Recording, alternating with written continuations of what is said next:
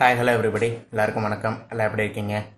Hopes உங்களுக்கு ப்ரிப்பரேஷன்லாம் நல்லா போயிட்டுருக்கோம் அண்டு எல்லாம் நல்லா குட் ஹெல்த் கண்டிஷனில் இருப்பீங்கன்னு நம்புகிறேன். அண்டு நம்ம இப்போ பார்க்க போகிறது என்னென்னா, நம்ம இப்போ கன்சிகூட்டிவாக இந்த சூப்பர் ஃபாஸ்ட் எக்ஸ்பிரஸ் சீரிஸ் பார்த்துட்ருக்கோம்.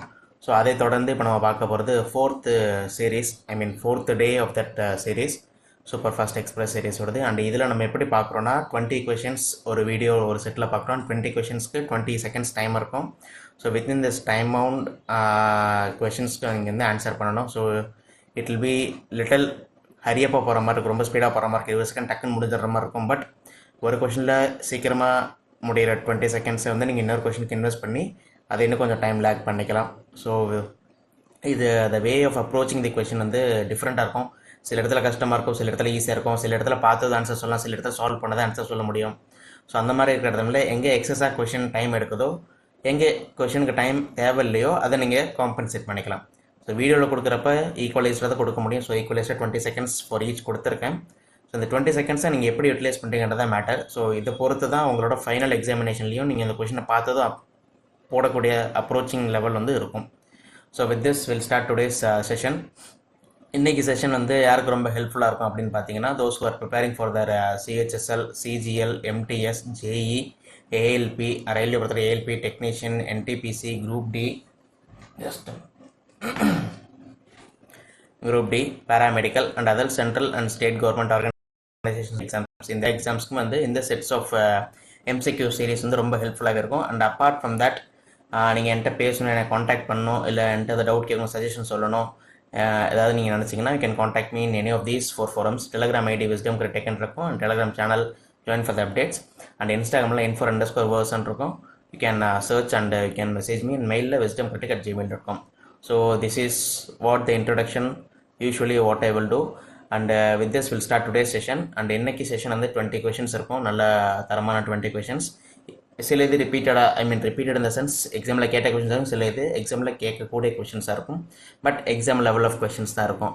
So with this will start today session. இன்னைக்கு session will start with first question.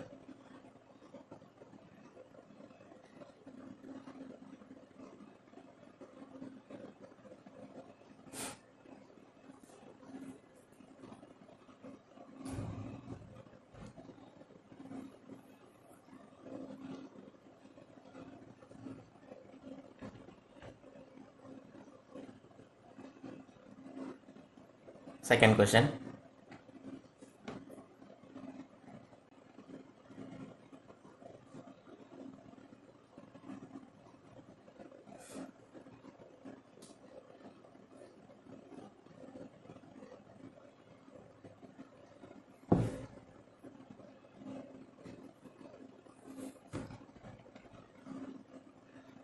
Third question.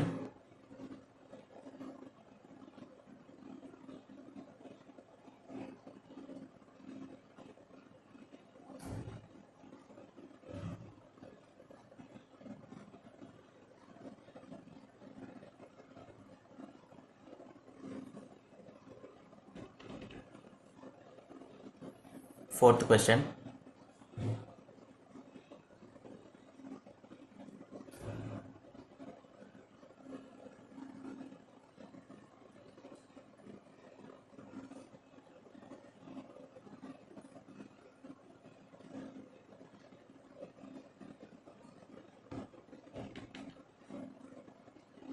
Fifth question.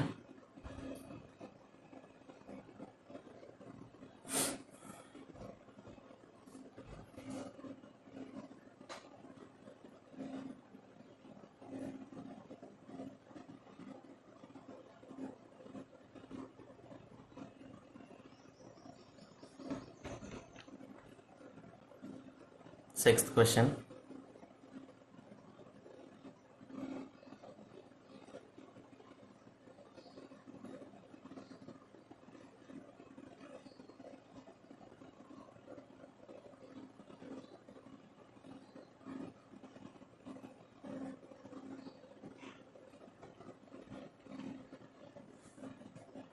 Seventh question.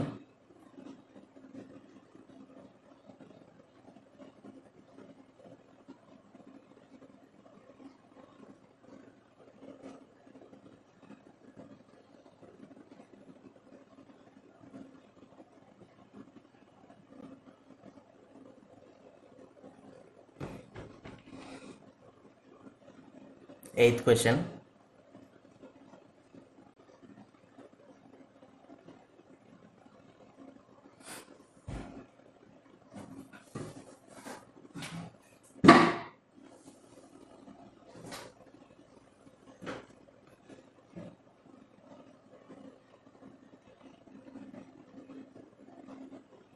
Ninth question.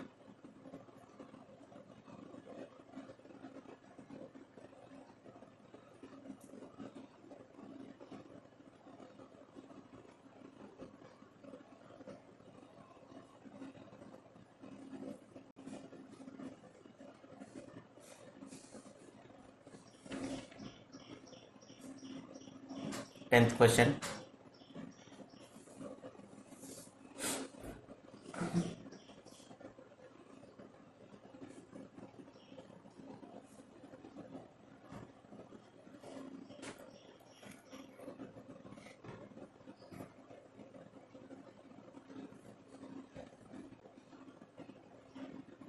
Eleventh question.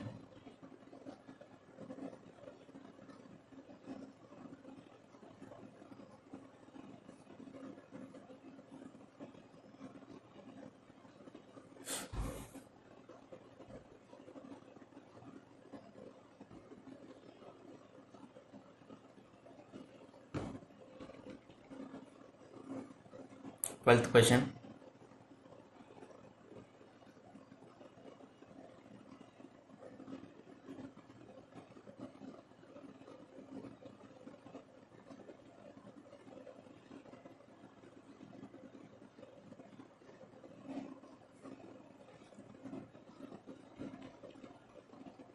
Thirteenth question.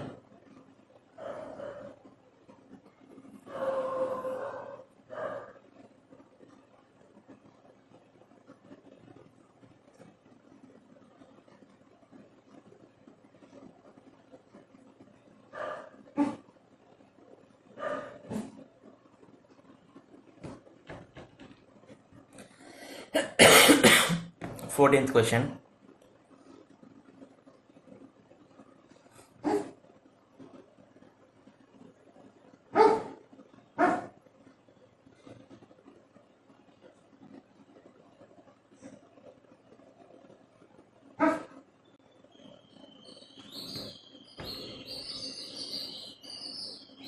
Fifteenth question.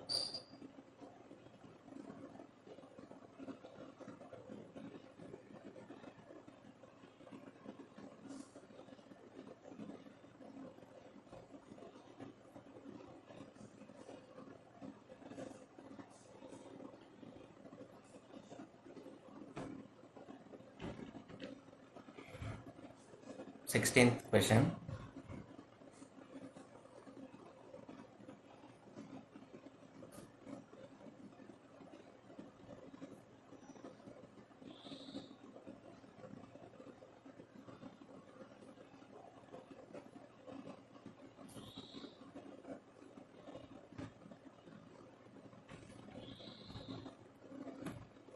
Seventeenth question.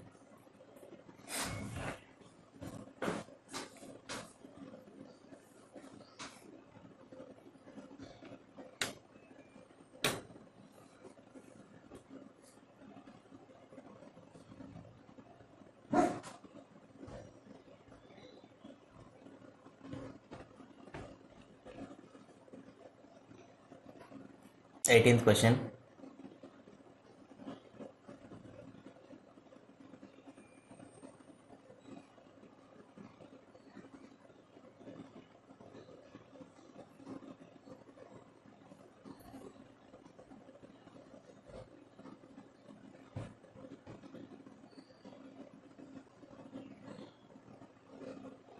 Nineteenth question.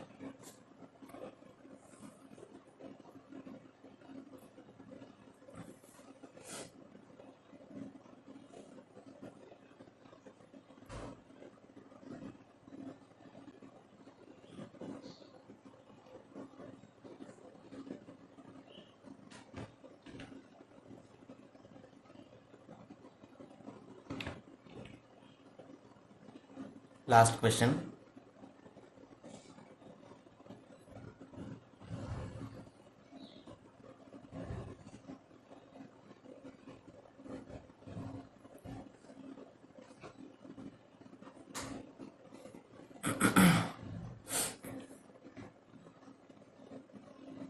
Right. So நம்ம இப்போ 20 questions பார்த்துட்டோம், each 20 second வச்சு. And இதில் சில question வந்து டேரெக்டாக சொல்ல முடிஞ்சிருக்கும் உங்களுக்கு 20 செகண்ட்குள்ளே. ரிமைனிங் கொஷின்ஸ்க்கு வந்து பண்ணியிருக்க முடியாது. இட் இஸ் ஆல் பிகாஸ் அவ்வளோ டைம் ரொம்ப ஷார்ட்டேஜாக இருந்திருக்கும். So I understand that. நம்ம அப்படியே சொல்யூஷனுக்கு போகலாம்.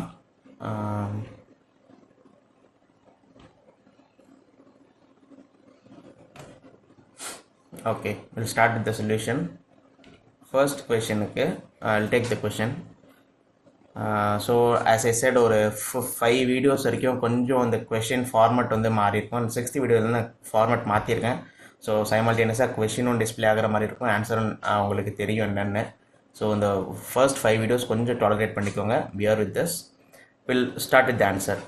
So what is a product formed when heating gypsum? Question number 1க்கு when heating gypsum is heated நம்மளுக்கு என்ன கிடைக்கும் அப்படின்னா,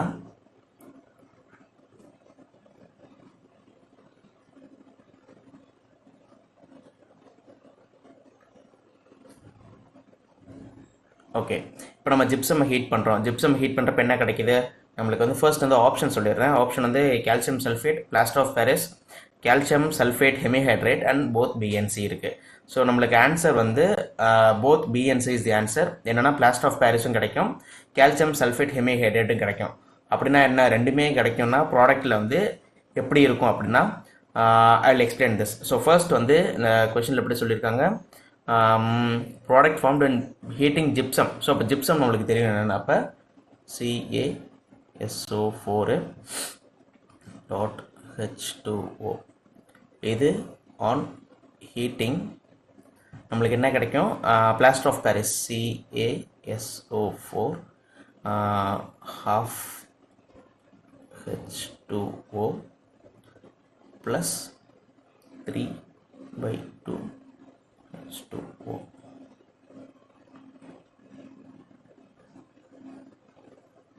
அண்ட் இங்கே வந்து பேலன்ஸ் பண்ணுறதுக்கு 2H2O வரும்.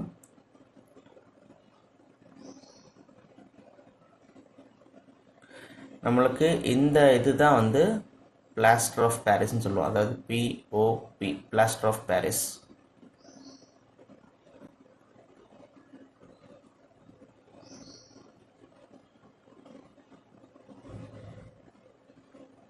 பிளாஸ்டர் ஆஃப் பாரிஸ் இருக்கும்.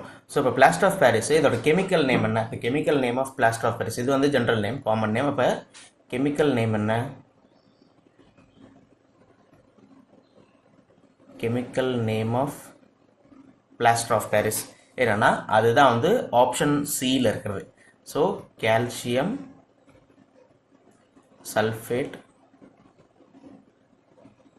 ஹெமிஹைட்ரேட். ஓகேவா? ஸோ ஃபர்ஸ்ட் கொஷனுக்கு ஆப்ஷன் பிளாஸ்டர் ஆஃப் பாரிஸும் கரெக்டு தான், கால்சியம் சல்ஃபேட் ஹெமிஹைட்ரேட்டும் கரெக்டு தான், ரெண்டுமே கரெக்டு தான். ஒன்று வந்து காமன், ஒன்று வந்து கெமிக்கல் நேம், அதனால தான் டிஃப்ரென்ஸ். ஓகேவா? ஸோ ஃபர்ஸ்ட்டுக்கு ஆப்ஷன் பி அண்ட் சி, அதாவது option D is right. Second question பார்க்கலாம்.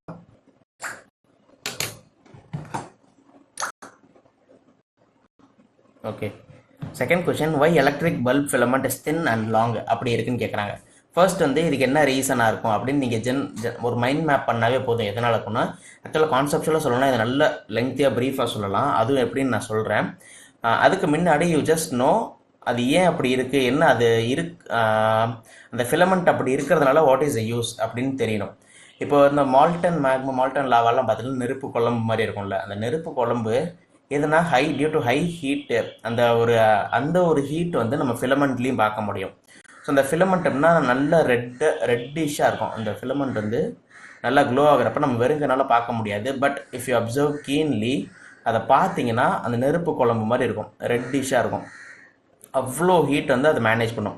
இப்போ என்னால் அவ்வளோ ஹீட்டை பேர் பண்ண முடியும்னா என்னோட ரெசிஸ்டன்ஸ் எப்படி இருக்கணும், அதுதான் கொஸ்டினில் கேட்டாங்க. Why electric bulb is thin and லாங்னா, low resistance, high resistance doesn't have any effect, none of the above அப்படி சொல்லியிருக்காங்க. ஸோ ஒரு எலக்ட்ரிக் ஃபிலமெண்ட் பல்ப் வந்து அவ்வளோ ஹீட்டு தாங்கணும் அப்படின்னா அதோட ரெசிஸ்டன்ஸ் ரொம்ப ஹையாக இருக்கணும். இது சிம்பிளாக நான் சொல்லலாம். பட் அது எதனால் ஹையாக இருக்கணும், ஏன் ஹையாக இருக்குன்றதை நான் இப்போ ப்ரீஃப் அவுட் பண்ணுறேன். ஸோ ஃபர்ஸ்ட் வந்து இதுக்கு ஆப்ஷன் வந்து ஹை ரெசிஸ்டன்ஸ் தான் ஆன்சரு. அது ஏன் அப்படின்றத இப்போ பார்ப்போம். ஸோ ஃபார் எக்ஸாம்பிள் கிடையாது, ஹீட்டோட formula H is equal to I square R T. Right. இப்போ வந்து ஒரு ஒயர் எடுக்கிறேன், ஒரு ஒயர் இங்கே இருக்குதுன்னு வச்சுக்கோமே. ஓகே, இப்போ இந்த ஒயரோட லெங்த் வந்து எல்லுன்னு எடுத்துக்கிறேன், ஃபார் அசியூம் பண்ணிக்கிறேன். ஓகே, இதோட கிராஸ் செக்ஷனல் ஏரியா வந்து நான் ஏன்னு எடுத்துக்கிறேன். ஓகே, இப்போது ரெசிஸ்டன்ஸோட ஃபார்முலா என்ன? ரெசிஸ்டன்ஸ்னால் ரெசிஸ்டிவிட்டி இருக்கும்ல, resistivity rho into length by area.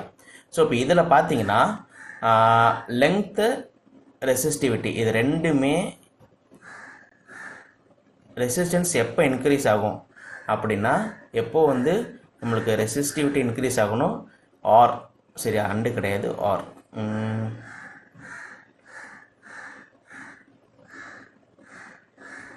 Resistivity or length increase ஆகணும். இப்போ அதே ரெசிஸ்டன்ஸ் எப்போ நம்மளுக்கு குறையும் அந்த எப்போனா ஏரியா வந்து எப்போ ஜாஸ்தி ஆகுதோ அப்போ ரெசிஸ்டன்ஸ் குறையும். அதே தான் வைஸ் வெர்சா. அண்டு எப்போ நம்மளுக்கு வந்து இன்க்ரீஸ் ஆகும்னா எப்போ ஏரியா வந்து குறைவாக இருக்கோ அப்போ ரெசிஸ்டன்ஸ் இன்க்ரீஸ் ஆகும். Because resistance is inversely proportional to area. அதே resistance is directly proportional to resistivity and the length of the wire. So, the area of the cross section of the wire and length of the cross section of the wire matters a lot here. அதுதான் வந்து நம்ம இப்போ decide பண்ண போகிற deciding factor.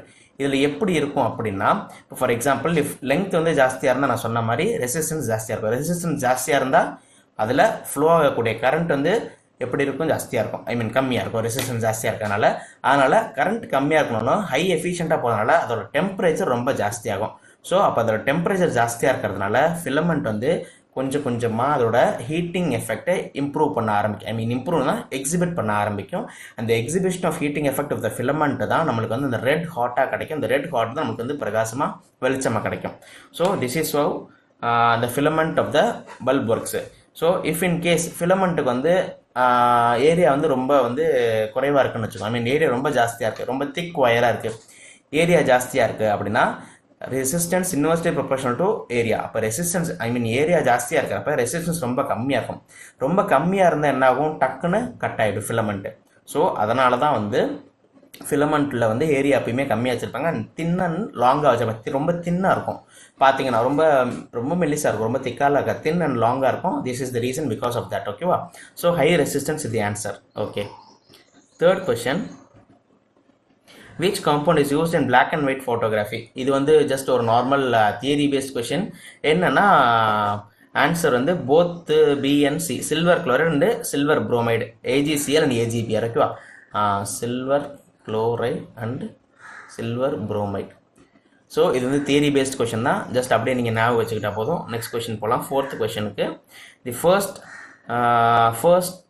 and the last element of Newland's periodic table. First and the last element of Newland's periodic table என்ன? Answer option B. இதெல்லாம் வந்து theory question. Hydrogen and thorium. ஓகேவா? இது எங்கே இருக்குது? எடுத்து வச்சுருப்பேன்னு நினைக்கிறேன்.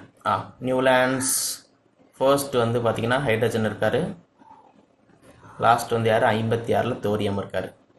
ஸோ இந்த நியூலாண்ட்ஸ் லா ஆஃப் ஆக்டேவ் சொல்லுவோம்ல, 8 பிரிக்கணும், அதுதான் இந்த இது.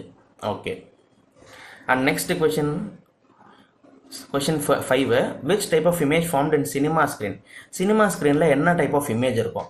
நம்ம தியேட்டருக்கு போகிறோம், நிறைய படம் பார்க்குறோம், எப்படி இருக்கும் இமேஜ்லாம் வந்து நேராக தானே இருக்கும். ஸோ அப்படின்னா என்ன? Real and virtual and erect, real and இன்வெர்ட்டடாக தானே இருக்கும். கரெக்டு. Virtual and erect. நம்ம இப்போ ஸ்க்ரீனில் பார்க்கக்கூடியது எல்லாமே வந்து எரெக்டாக இருக்கா? எரெக்டாக இருக்கிறது எல்லாமே விர்ச்சுவலாக தானே இருக்கும். So correct. அப்படின்னு நம்ம ஆப்ஷனை பியை சூஸ் பண்ணியிருந்தா தப்பு. It is why. அது என்னன்றது தான் நம்ம இப்போ தெரியணும். சினிமா ஸ்க்ரீனில் இருக்கிறது கேப்சர் பண்ண முடியாதது அதெல்லாம் ஓகே தான். But the reason behind why I am not saying it as virtual and direct அப்படின்றத நான் வந்து உங்களுக்கு ஜஸ்டிஃபிகேஷன் தரேன். இட் இஸ் வைனா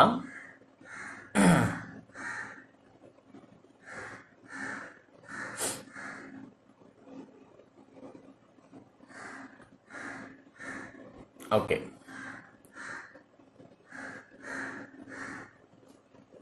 இப்போ ஃபார் எக்ஸாம்பிள் கிடையாது, ரியல் இமேஜஸ் எல்லாமே வந்து இன்வெர்ட்டடாக தான் இருக்கும். ஸோ அப்போ ரியல் இமேஜஸ் எல்லாமே எப்படி இருக்கும்னா ரியல் அண்ட் இன்வெர்ட்டடாக இருக்கும். ஓகே, ஐ திங்க் இந்த க்ரீன் சூட் ஆகலை, பிளாக்கே போயிடலாம். ரியல் அண்ட் இன்வெர்ட்டடாக இருக்கும். பட் ஸ்க்ரீனில் எல்லாத்துமே வந்து கரெக்டாக இருக்கும். பட்டு ஸ்க்ரீனில், அதான் சினிமா ஸ்க்ரீனில் every thing is erect. How? இதுதான் நம்மளோட கொஷின், அல்டிமேட் கொஷின். இதுக்கு ஆன்சர் தெரிஞ்சாதான் நம்மளுக்கு போதும். ஸோ ஏன் அப்படின்னா நம்மளோட ப்ரொஜெக்டர் இருக்குல்ல, அந்த ப்ரொஜெக்டருக்கு முன்னாடி ஒரு கான்கேவ் மிரர் வச்சுருப்பாங்க. ஸோ எப்படி ஒர்க் ஆகும் அப்படின்னா, இது வந்து ப்ரொஜெக்டர், ஓகேவா? இது வந்து ஒரு ப்ரொஜெக்டர். இந்த ப்ரொஜெக்டருக்கு முன்னாடி இந்த ஃபிலிம் இருக்குல்ல, இது வந்து ஒரு ஃபிலிம் ஜோன், ஓகேவா? இப்போ எல்லாமே டிஜிட்டைஸ்டாக வந்துருச்சு. நான் ஏர்லி டேஸில் இருக்க சொல்கிறேன். இங்கே வந்து ஃபிலிம் வந்து எப்படி வைப்பாங்கன்னா தலைகீழ வைப்பாங்க. Film is placed upside down, upside down வைப்பாங்க. ஸோ அப்போ இந்த ப்ரொஜெக்டரில் என்ன இருக்கும்? கான்வெக்ஸ் லென்ஸ் இருக்குமா? ப்ரொஜெக்டரில் கான்வெக்ஸ் லென்ஸ் இருக்கும், நல்லா இருக்கும் தெரியும். ஸோ ப்ரொஜெக்டரில் கான்வெக்ஸ் லென்ஸ் மூலயமா இந்த ஃபிலிம் வந்து அப்சைட் டவுனாக வச்சுருப்பாங்களா, அப்போது அது ப்ரொஜெக்டர்லேருந்து லைட் சோர்ஸ் வெளியே வரப்போ இந்த ஃபிலிமில் படும். இந்த ஃபிலிம்லேருந்து வெளியே வரப்போ நம்மளுக்கு வந்து எரெக்ட் இமேஜாக மாறிடும். நம்ம வந்து நேராக வச்சாதான் தலைகீழாக கிடைக்கும் ஸ்க்ரீனில்.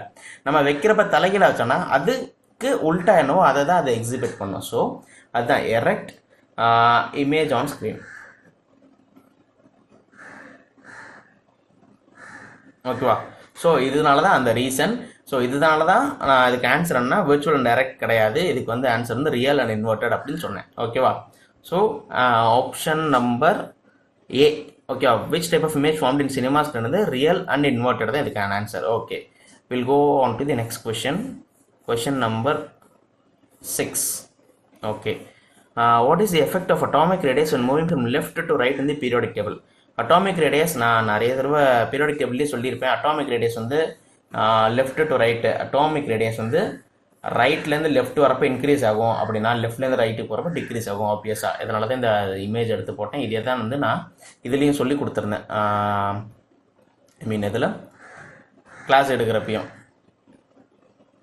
அதே மாதிரி இதில் ஒரு ஃபேக்டர் நம்ம பார்த்தா பத்தாது, எல்லா ஃபேக்டரையும் சேர்த்து பார்த்துக்கோங்க பார்க்குறப்பயே. என்ன அப்படின்னா அட்டாமிக் ரேடியஸ் நம்மளுக்கு தெரியும், left to right, right to left. இதுக்கு நான் ஒரு டேபிள் மாதிரி கூட போட்டு நான் பீரியாடிக் டேபிளில் சொல்லியிருக்கேன். ஸோ இந்த வீடியோ புதுசாக பார்க்குறீங்கன்னா அந்த atomic radius, I mean periodic table video பார்த்தீங்கன்னா உங்களுக்கு கம்ப்ளீட் அண்ட் கிளியர் கட்டாக புரிஞ்சிடும். Atomic radius down the group எப்படி இருக்கும், ஸோ டுவர்ட்ஸ் அ பீரியட் எப்படி இருக்கும்ன்றதை நான் கிளியராக சொல்லியிருப்பேன். So go with that. And what is the role of commutator in a motor? இந்த கம்யூட்டேட்டர் இன் அ மோட்டார் இதெல்லாம் வந்து எலக்ட்ரிசிட்டி சாப்டரில் வரும். நான் கிளாஸில் எடுத்துருக்க மாட்டேன், ஏன்னா அதெல்லாம் எம்சிக்யூஸில் கவர் பண்ணலான்னு விட்டுருப்பேன். அதனால தான் இப்போ அது எலக்ட்ரிசிட்டி அண்ட் மேக்னட்டிசம்லையும் சில கொஷின்ஸ் எம்சிக்யூலாம் நான் ஆட் பண்ணிட்டுருக்கேன். ஸோ இதில் கம்யூட்டேட்டர் அண்ட் மோட்டரோட ஃபங்க்ஷன் என்ன? இது தியரி பேஸ்ட் கொஷின் தான். எலக்ட்ரிக்கல் படிச்சிருக்கவங்களுக்கு, எலக்ட்ரானிக்ஸ் படிச்சவங்களுக்கு கண்டிப்பாக தெரியும். Changes in the direction of current. So option number B is the right answer. Changes the direction of current தான் the role of commutator in a motor, ஓகேவா? Right. அடுத்த question, question number 8. Which of the following prevents in collapsing of trachea? Trachea இருக்குல்ல, ட்ரெக்கியாவில் நான் சொன்ன மாதிரியே முன்னாடி கிளாஸ்லேயே சொல்லியிருப்பேன். ட்ரெக்கியா நான் நடத்துகிறப்ப ஒரு சி ஷேப்டு ரிங் வந்து அதை சுற்றி வந்துகிட்டே இருக்கும். இந்த சி ஷேப்டு ரிங் அதுக்கு பேர் என்னென்னா கார்டிலேஜ்னு பேர், ஓகேவா? So cartilage prevents the collapsing of trachea, I mean prevents the collapsing of trachea, correct. Okay, question number 9. 2 consecutive members in a homologous series differ by. இதுவும் டைரக்ட் கொஷின், CH2 அது எல்லாருக்குமே தெரியும். ஆல்கேன் குரூப்பில் என்னவாக இருக்கும்னா CH2 தான் போகும் அப்படின்னு. ஸோ இதுதான் வந்து ஹோமோலோகஸ் சீரிஸோட டிஃப்ரென்ஸ், ஓகேவா? Next, so option number B. Okay, அடுத்த question, how many shells are present in carbon? Right, கார்பனில் எத்தனை ஷெல் ப்ரெசென்ட்டாக இருக்குது அப்படின்னு கேட்குறாங்க. அப்போ கார்பனோட ஷெல்ஸ் அகாமடேஷன் நம்மளுக்கு எலக்ட்ரானிக் கான்ஃபிகரேஷன் தெரியும். அப்போ ஃபர்ஸ்ட்டு கார்பனோட அட்டாமிக் மாஸ் என்ன? கார்பனோட அட்டாமிக் மாஸ் வந்து என்னது? அட்டாமிக் மாஸ், அட்டாமிக் நம்பர் நம்மளுக்கு தெரியணும். அப்போ வந்து 6. ஓகே, அப்போ எலக்ட்ரான் எவ்வளோ இருக்கும்? எலக்ட்ரான் வந்து 6, ஓகேவா? ரைட்டு. இந்த 6 வந்து எப்படி அகாமடேட் பண்ணுவாங்கன்னா 2, 4. ஓகே, இந்த 2, 4, இந்த 2 வந்து எந்த ஷெல்லில் உட்காரும்? First shell. 4 வந்து எந்த ஷெல்லில் உட்காரும்? Second shell. ஓகே, செகண்ட் ஷெல்லில் உட்காரும். So how many shells?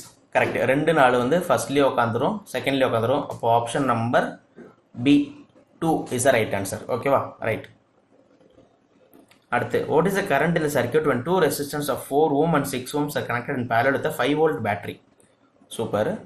இந்த செம்முக்கு ஆக்சுவலாக 20 செகண்ட் பத்தாது. ஆனால் ஹவுமனி அந்த இதுக்கு முந்தின கொஷனுக்கு கார்பனுக்கு எத்தனை ஷெல் இருக்கிறதுக்கு 20 செகண்ட்றது ரொம்ப ஜாஸ்தி, அதுக்கு 5 செகண்டே போதும். ஸோ அதில் மீதி இருக்க 15 செகண்ட் இந்த செம்முக்கு நீங்கள் யூட்டிலைஸ் பண்ணிக்கலாம். இந்த மாதிரி ஒரு செட் ஆஃப் கொஷின்ஸில் நான் மிக்ஸ்டாக தான் கொண்டு வருவேன். ஸோ அதனால் உங்களுக்கு டைம் வந்து டக்குன்னு போகிற மாதிரி இருக்கும், பட் எஃபிஷியண்ட்டாக தான் இருக்கும். இந்த ஸ்பீடுக்கு ப்ராக்டிஸ் பண்ணால் உங்களுக்கு ஆக்சுவல் எக்ஸாம்லேயே இந்த ப்ராக்டிஸ் வரும். ஓகே, ஃபர்ஸ்ட் இது என்ன சொல்லியிருக்காங்கன்னா, what is the current in a circuit when two resistance of 4 ohm and 6 ohms are connected in parallel with a 5 volt battery? Right, ரெண்டு ரெசிஸ்டன்ஸ் இருக்குன்னு சொல்லியிருக்காங்க. ஸோ ரெண்டு ரெசிஸ்டன்ஸ் வரைஞ்சிடலாம்.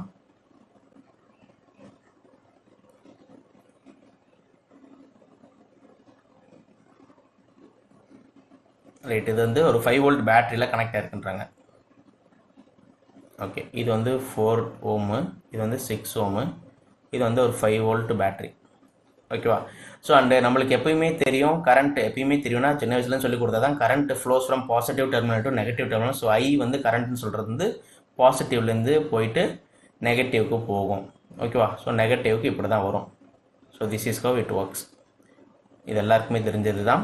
அண்ட் இதில் என்ன சொல்கிறாங்க, நம்மளுக்கு வந்து வாட் இஸ் தி கரண்ட் தான் கேட்குறாங்க. அப்போ ஐ கேட்குறாங்க. ஐ தான் நம்மளுக்கு எவ்வளோன்னு தெரியணும். ஏன்னா பொட்டன்ஷியல் டிஃப்ரென்ஸ், அதாவது வோல்ட் கொடுத்துட்டாங்க, ஓம் கொடுத்துட்டாங்க. அப்போ இதை வச்சு நம்ம என்ன சொல்லலாம், ஓம்ஸ்லா யூஸ் பண்ணலாம். ஓம்ஸ்லான்னா V equal to IR. V equal to நம்மளுக்கு தெரியும். அப்போ I ஈக்குவல் டு நம்மளுக்கு என்ன வரும், இப்போ ஆர் தான் கண்டுபிடிக்கணும். இப்போ 2 R இருக்குது. So resistance in parallel, resistance in சீரீஸ்க்கு ஒரு ஃபார்முலா இருக்குது, அது நம்மளுக்கு இங்கே இருக்கணும். இப்போ number of R is given. நம்ம வந்து ஒரு ரெசிஸ்டன்ஸ் கொடுத்துருந்தோம் அப்படின்னா நம்ம வந்து சீரீஸ்லேயே பேரலே வராது, சீரீஸ் வரும்.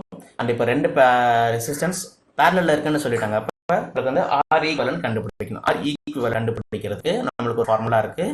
1/R EQ equal to EQ G கிடையாது, 1/R1 + 1/R2. அப்போ இதுபடி போட்டோன்னா 1/4 + 1/6. அப்போ டோட்டலாக எவ்வளோ வரும் நம்மளுக்கு, 6 12, 3 12, 3 2 5/12. ஸோ 5/12 வரும். அப்போ R 1/R ஈக்குவலண்ட் வந்து 5/12னா R ஈக்குவலண்ட் எவ்வளோ, 12/5. ரைட், இப்போ இந்த இடத்துல நம்ம ஐக்கு ஐ வந்து V/R ஈக்குவலண்ட். V எவ்வளோன்னு தெரியும், 5/5/12. கரெக்டாக? 5R ஈக்குவலண்ட் வந்து 12/5. இப்போ இந்த 5 மேலே போயிடும். அப்போ 25/12, 5 வோல்ட்டு.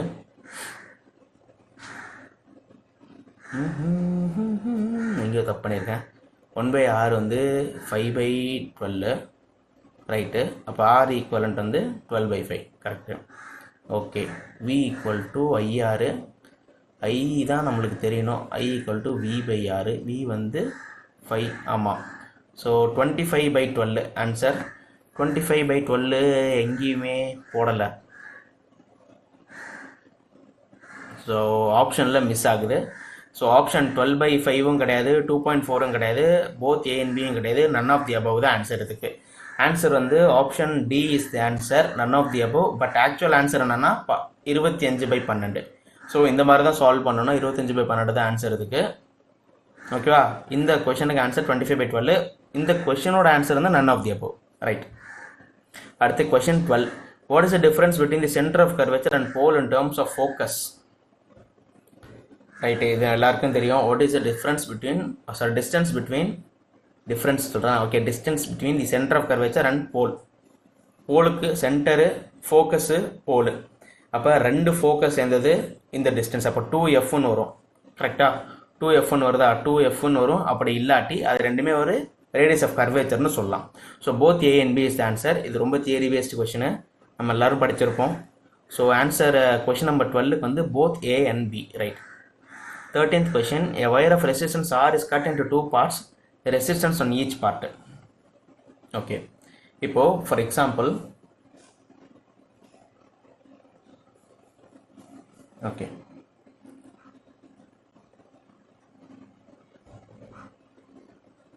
இந்த wire of R இருக்கு, ரெசிஸ்டன்ஸு. இப்போ நான் எதனா பண்ணா 2 துண்டா பிரிக்கிறேன்.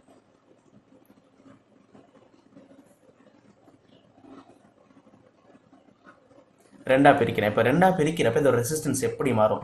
டபுள் ஆகுமா, ஹாஃப் ஆகுமா, இல்லை ஈக்குவலாக இருக்குமா? அதுதான் இப்போ நம்ம question. Wire of resistance R is cut into two parts the resistance and each part எப்படி ஆகும் அதுதான் கேட்குறாங்க. ஸோ இப்போ ஒரு ஒயர் நம்ம எடுக்கிறோன்னா அதை வந்து எப்படி நம்ம வரைவோம், அது சும்மா ஒரு எக்ஸாம்பிள் வரைகிறேன். இதுக்கு வந்து ஒரு லெங்த் இருக்குது எல், ரைட். இதுக்கு வந்து ஒரு ஏரியா ஆஃப் கிராஸ் செக்ஷன் இருக்குல்ல ஏரியா. ஓகே, இப்போ லெங்த் அண்ட் ஏரியா. நம்மளுக்கு ரெசிஸ்டன்ஸோட ஃபார்முலா என்ன? Resistivity into length by area. சூப்பரா. அப்போ ஆர்னா resistance, rho resistivity, L length, A வந்து ஏரியா, ரைட். இப்போது இந்த ஒயர் தான் வந்து ரெண்டாக இருக்குது. ஏன்னா இங்கிட்ட ஒரு ரெசிஸ்டன்ஸ், இந்த சைடு ஒரு ரெசிஸ்டன்ஸ் போட்டுக்கணும். அப்போ ரெண்டு ஒயராக வரைகிறேன். இது வந்து A2, இது வந்து L2, இது வந்து L1, இது வந்து A1 வச்சுக்கிறேன். இப்போது ரெசிஸ்டிவிட்டிக்கு தெரியும் நம்மளுக்கு வந்து ஏரியா வந்து resistance is inversely proportional to area. ஓகேவா? லெங்க்த்துக்கு பிரச்சனை கிடையாது. லெங்க்த் வந்து is directly proportional to resistance தான். So also is directly proportional to resistance. அப்போ உங்களுக்கு ஏரியா மாறுது அப்படின்னா உங்களுக்கு ரெசிஸ்டன்ஸில் சேஞ்ச் இருக்கும். லெங்க்த்து மாறுச்சுன்னா அதில் ரெசிஸ்டன்ஸில் சேஞ்ச் இருக்காது. But in case if rho and A change ஆனால் நம்மளுக்கு வந்து ஏ வந்து பாதி ஆகுது. ஏன்னா நம்ம ரெண்டாக கட் பண்ணுறோம்ல, ரெண்டாக கட் பண்ணுறப்ப கிராஸ் செக்ஷன் ரெண்டு ஏரியாவுக்கு ரெண்டாக மாறுது.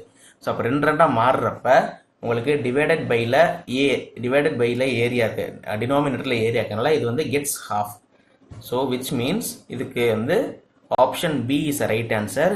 Area of resistance R is cut into two parts. The resistance and each part வந்து குறையும். எப்படி குறையும்னா ஹாஃபாக குறையும். அதுதான் இதோட answer, right. Gets half. What happens in an oxidation reaction? Addition of hydrogen இல்லை addition of oxygen, removal of hydrogen ரெண்டுமே இருக்கும். So both A and B happens for question number 14, right. Question 15 வந்து an object is placed at a distance of 25 cm from a converging lens. Converging லென்ஸ்னு அவங்களே கொடுத்துட்டாங்க. அப்படின்னா அது என்ன லென்ஸ்னு நமக்கு தெரியணும், ரைட். இது என்ன லென்ஸ்னு சொல்லுங்க.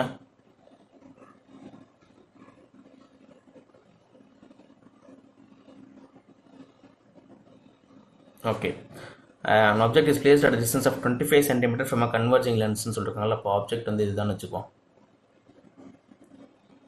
ஓகே, இது வந்து 25 centimetre, right.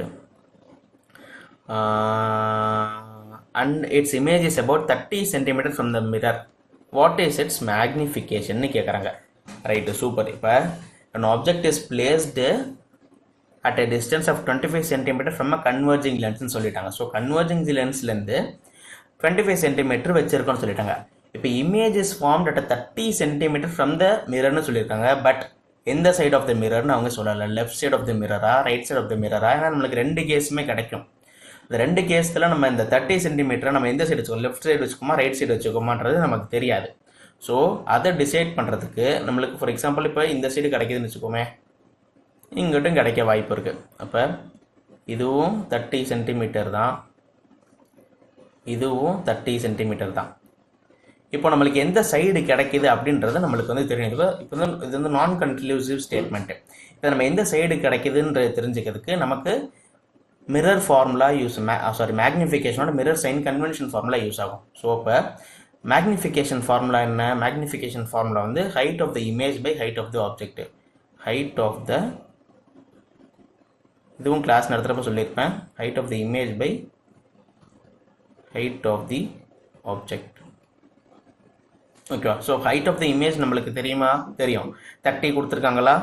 Height of the image 30 30 சென்டிமீட்டர்லேருந்து கிடைக்கும்னு சொல்லியிருக்காங்க. பட் நம்மளுக்கு வந்து எவ்வளோன்னு சொல்லலை, ஹைட் எவ்வளோன்னு சொல்லலை. 30 சென்டிமீட்டர் டிஸ்டன்ஸ்ன்னு தான் சொல்லியிருக்காங்க. Converging lens and it's image is about 30 centimetre from the mirror. So அப்போ ஹைட் வந்து நம்மளுக்கு வச்சு ஒன்றும் பண்ண முடியாது. அண்டு இதை இன்னொரு ஃபார்மெட்டில் எழுதலாம். மேக்னிஃபிகேஷனை எப்படின்னா -v/u. ஓகேவா? ஸோ இது ஜஸ்ட் இப்போதைக்கு இப்படி இருக்கட்டும். இந்த -v/u என்னன்றதை நான் இப்போ சொல்கிறேன். ஸோ வின்றது என்னென்னா இமேஜ் டிஸ்டன்ஸ் பை யூன்றது ஆப்ஜெக்ட் டிஸ்டன்ஸ். இதையும் நான் கிளாஸ் நடத்துகிறப்ப சொல்லியிருப்பேன். நம்மளுக்கு மேக்னிஃபிகேஷனுக்கு ரெண்டு ஃபார்முலா தான், v/uன்னு வச்சுக்கோம். ஓகேவா? சரி, இப்போ நம்மளுக்கு டிஸ்டன்ஸ் கொடுத்துருக்காங்களா? கொடுத்துருக்காங்க. ஸோ அதை வச்சு நம்ம இப்போ பண்ணலாம். an object is placed at a distance of 25 cm. Okay, அப்போ இமேஜ் டிஸ்டன்ஸும் தெரியும் நம்மளுக்கு, ஆப்ஜெக்ட் டிஸ்டன்ஸும் தெரியும். இந்த மைனஸ் போடுறோம்ல, இப்போ யூக்கு வந்து வி நம்மளுக்கு எவ்வளோ தெரியும், வி வந்து 30, இமேஜ் டிஸ்டன்ஸ் 30. அதேமாதிரி யூ வந்து என்ன 25, பட் -25ன்னு போடுறோம். ஒய் ஏன் -25 அப்படின்னா நம்மளுக்கு வந்து ஒரு சைன் கன்வென்ஷன் ஃபேக்டர் இருக்குது. அது வந்து எல்லா இடத்துலையும் இது ஜென்ரலைஸ்டு காமன் ரூல் தான். சைன் கன்வென்ஷன் எப்படி அப்படின்னா, ஃபர்ஸ்ட் வந்து பேராமீட்டர்னு ஒன்று எடுக்கிறேன், யூ வி எஃப். பேராமீட்டரில் என்ன பேராமீட்டர்னா என்ன டைப், கான்வெக்ஸா கான்கேவான் அப்படின்றது. இது வந்து ஜென்ரலைஸ்டு ரூலு, எல்லாத்துக்குமே அப்ளிகபிள். இது நீங்கள் மனப்பாடம் மட்டும் பண்ணிக்கிட்டால் போதும். மனப்பாடம் இந்த சென்ஸ் மனப்பாடம் கிடையாது, மனசில் ஞாபகம் வச்சுக்கிட்டாலும் போதும், சப்கான்ஷியஸாக உங்களுக்கு.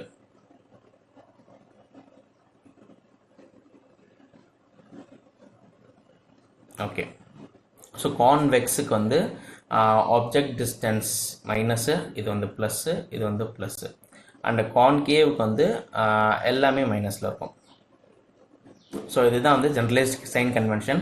இப்போ வந்து வி பை யூ சொன்னால மேக்னிஃபிகேஷன் வந்து என்ன சொன்னேன், v by u. V by u சொன்னா இப்போ வி என்னது, வி வந்து +25, வி வந்து +30 பை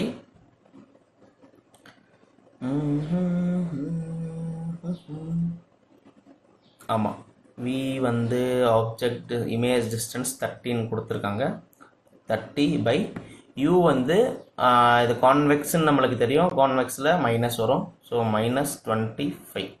அப்போ -6/5, -6/5 வரும் நம்மளுக்கு ஃபார்முலாவே மேக்னிஃபிகேஷன் ஃபார்முலா என்னது, -v/uன்னு தெரியும். நான் ஏன் இந்த இடத்துல ப்ளஸ் போட்டேன், எழுதுகிறப்ப கையை எழுதிருச்சாட்டுக்கு, -v/u. So minus of minus வந்து ப்ளஸ் ஆகிடும், ப்ளஸ் ஆச்சுன்னா நம்மளுக்கு ஆன்சர் கிடைக்கிது 6/5ன்னு கிடைக்கும். அப்போ மேக்னிஃபிகேஷனோட வேல்யூ வந்து இதில் 6/5. ஓகேவா? So this is the magnification formula. இதில் இல்லைன்னா h'/hன்னு சொல்லுவாங்க, இதையும் ஒரு மேக்னிஃபிகேஷன் ஃபார்முலா தான். ஸோ இப்போ நம்ம இந்த sign convention plus magnification formula வச்சு இதோட மேக்னிஃபிகேஷன் ஃபேக்டரை கண்டுபிடிச்சிருக்கோம். ஆன்சர் ஆப்ஷன் நம்பர் எங்கே இருக்குது, C, 6/5 is the right answer. Okay, இப்போ இந்த கொஷனில் டைம் டேக்கிங் கொஷின் தான். ஈஸியாக கொஷனில் டைம் கொஞ்சம் அதிகமாக எடுத்துட்டு இதில் நீங்கள் கன்சியூம் பண்ணிக்கலாம். ரைட், கொஷின் 16க்கு போகலாம். How exchange of gases takes place in plants. பாருங்கள், இதெல்லாம் ரொம்ப தெரியும், ஸ்டொமேட்டான்றது ஈஸியாக தெரியும். So stomata is the answer. And 17th, the opening closing of stomatal pore is governed by யாருன்னா, ஸ்டொமேட்டாக்கு எதுவும் நான் நடத்துகிற பேர் இருக்கு, ஸ்டொமேட்டாவை சுற்றி ஒரு காட் செல். ஆன்சரே அதுதான், காட் செல் தான். ஸோ ஆன்சர் வந்து B, guard cell is right answer. Protect பண்ணோம்.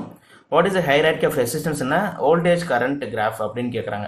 ஸோ இதில் வந்து R1, R2, R3 இதில் நான் எத்தனை வோல்டேஜ் இருக்குது, எத்தனை ரெசிஸ்டன்ஸ் இருக்குன்றத கொஷனில் மென்ஷன் பண்ணல. பிகாஸ் ஆப்ஷனில் இட் இஸ் ஒரு அன்னோன் ஃபேக்டராக இருக்குது. அன்னோன் ஃபேக்டர் இந்த சென்ஸ்னா R1, R2, R3 எல்லா ஆப்ஷன்லேயும் 3 இருக்குது. ஏதோ ஒரு ஆப்ஷனில் R2, R1 மட்டும் இருந்து, ஒரு ஆப்ஷனில் R3, R2, R1 இருந்தால் இந்த கொஷனுக்கு வந்து அன்ஆன்சரபிள், இன்ஆன்சரபிள். சரியா? எதனாலன்னா பேராமீட்டர் கம்பேரிசனே கிடையாது. ஒரு ஆப்ஷனில் 2 ரெசிஸ்டன்ஸ் இருக்குது, ஒரு ஆப்ஷனில் 3 ரெசிஸ்டன்ஸ் இருக்குது. அப்போ இந்த 2 ஆப்ஷன் நீங்கள் எப்படி கம்பேர் பண்ணுவீங்க, பண்ண முடியாது. இப்போ எல்லா ஆப்ஷன்லையுமே 3 ரெசிஸ்டன்ஸ் இருக்குது அப்படின்னா மொத்தம் இன்வால்வ் இருக்கிறது 3 ரெசிஸ்டன்ஸ் தான் அர்த்தம். அதனால தான் நான் வந்து மேலே வந்து எத்தனை ரெசிஸ்டன்ஸ்னு நான் சொல்லவே இல்லை கொஷனில். ஸோ இப்போ ஒரு கிராஃப் வரைகிறோம், வோல்டேஜ் கரண்ட் கிராஃபு, வோல்டேஜ்